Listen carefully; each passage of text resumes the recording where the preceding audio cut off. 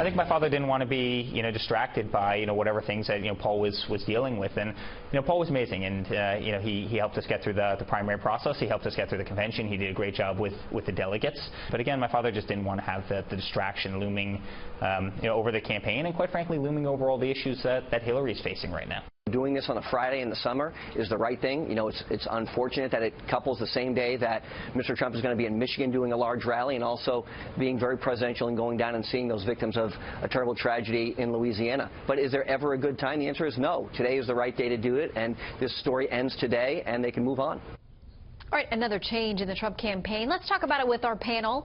Lisa Booth, columnist with the Washington Examiner. Karen Tumulty, national political correspondent for the Washington Post. And syndicated columnist Charles Krauthammer. Happy Friday to all of you. All right, Lisa, I will start with you. What do you make of the change? Because earlier in the week, when their changes were made with Steve Bannon and Kelly Conway, we were told it's not a shakeup, it is an addition. But now Paul Manafort's out. So what does it all mean? Well, I think that needed to happen because Paul Manafort muddies the waters with his supposed and alleged connections to this pro-Russian Ukrainian group. And what Donald Trump needs to do is to lay out the indictment on Hillary Clinton for both foreign policy and also with the Clinton Foundation, and the fact that 40% of the Clinton Foundation's top donors come from, foreign governments or foreign entities, foreign actors. And so Donald Trump needs to cleanly be able to lay out the argument. How is he supposed to do that if there's this drip, drip, drip of information with Paul Manafort serving as a campaign chairman or a campaign manager or whatever the exact title was for him?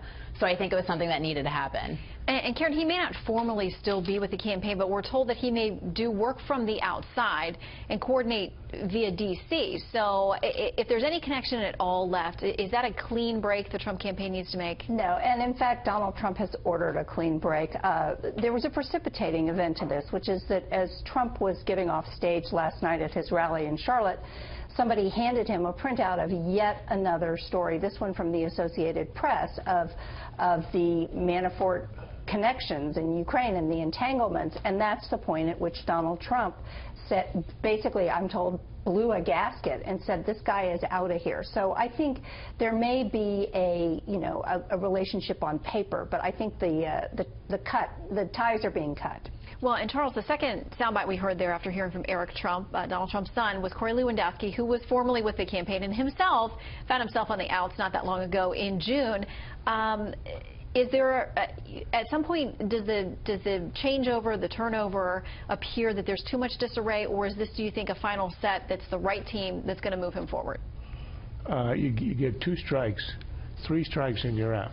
You get a third of firing, and it'll be called disarray, chaos, confusion. But I think at this point, people understand that with the stories coming out about Manafort, it was impossible to keep him on. So that's sort of explicable. The other part is we saw from the speech that Trump made late today in Michigan, the process of softening the man is underway. I mean, this is a very heavy soak, a wash, a dry, a spin, and they're doing it, I think, rather effectively, talking about the concern of minorities, supposedly confessing that he occasionally says the wrong things. Let's see if he can do that without reading off a teleprompter. And I'm sure he'll be asked, what do you regret? Can you give an example? It'll be extremely interesting to see if he gives an example and which example it might be. So that process is going on. The new team is in charge of that. So this makes a lot of sense. Well, and he's getting a lot of credit, a lot of praise this week for the speeches he's had. As you said, to the teleprompter, they're more scripted, and people say he's staying on message, and it's a better week for him. I want to play a soundbite from last night, Charles, that you mentioned about where he expressed some sort of regret about the way some of what he said has come out. Here's a bit of that.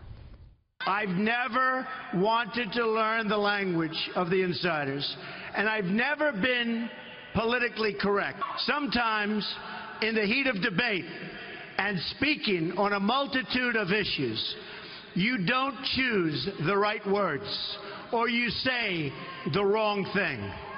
I have done that, and believe it or not, I regret it, particularly where it may have caused personal pain.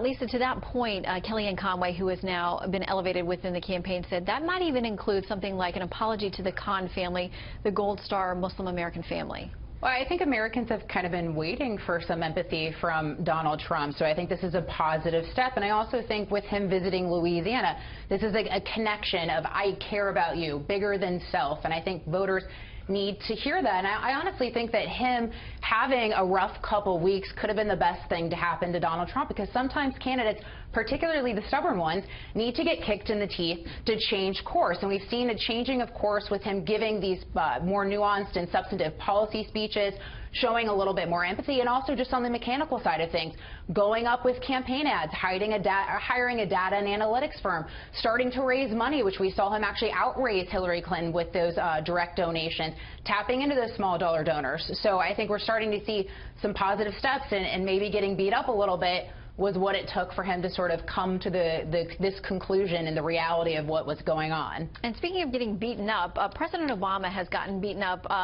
by a number of people in Louisiana, including a paper there, The Advocate, which ran an editorial saying, listen, you've got to get down here. This is important. Now, we learned late today he is going to go down Tuesday. Do you think that he was egged on, Karen, by the Trump-Pence visit today? Or do you think this is apolitical for him? He just realized it doesn't look good. I've got to make a change in my schedule. Well, I don't know if the Trump visit itself precipitated it, but the fact is that, you know, as Democrats now are trying to defend this decision and say, well, you know, he would just be getting in the way and the governor doesn't want him there. I mean, these are in many cases the exact same people who criticized George Bush for doing a flyover during Katrina. So, I mean, there is a place for our leaders to show up at these events and be on the scene. And, you know, in this case, you do get the sense that, you know, President Obama is feeling like this is his last year in office and he can do things on his own timetable. Okay, after that visit by Trump and Pence down there today, he spoke this afternoon. We covered much of that live on the air. I want to play a soundbite that the Donald Trump, the GOP nominee, had in appealing to the African-American vote. He was pretty blunt about it. Here's what he said. Look how much African-American communities have suffered under Democratic control. To those I say the following: what do you have to lose by trying something new like Trump? You're living in poverty, your schools are no good, you have no jobs, 58% of your youth is unemployed. What the hell do you have to lose? Charles, people who love him say they love the blunt talk, they love the honesty. Will that appeal work? Well, I don't think it's an appeal to get a large number of African Americans on November 8th. I think what this is an appeal, this is part of the shaping of the image, the softening, trying to remove the edges.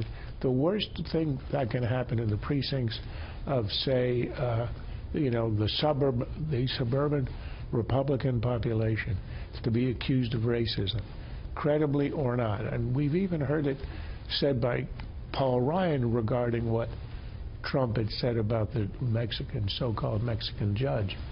I think what he has to do, he has to banish that image. He has to undo it. I think this is an effective way to do it.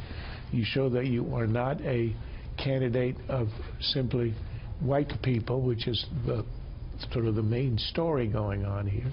He cares about America. This is sort of the Obama, we're not white America, black America, with the United States of America. He ended on a kind of a crescendo there, talking about that unity and non-divisiveness. That's the object of this kind of talk. But the question is, yes, you may have nothing to lose, but what exactly is he going to do that's going to give the jobs to the young people in the inner city, etc.? We haven't heard that yet, and that's what we'll be waiting to hear. And he often ties that to the issue of immigration as well. So, we'll see.